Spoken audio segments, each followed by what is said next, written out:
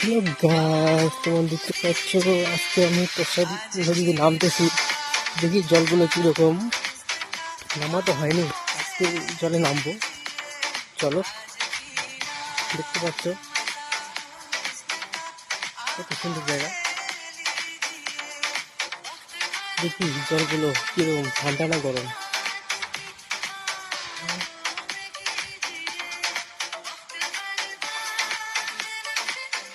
ও মামা, জল কি ঠান্ডা রে।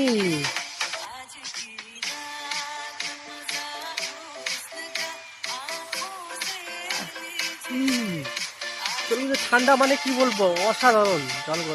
মানে ফ্রিজের জল। এই জল ডাইরেক্ট কিন্তু আসতেছে ঝর্ণা থেকে জল আসতেছে, যেটা দেখতে পাচ্ছ। খুব ঠান্ডা জল। এই জলে চান করতে গরমের সময় খুব মজা হবে।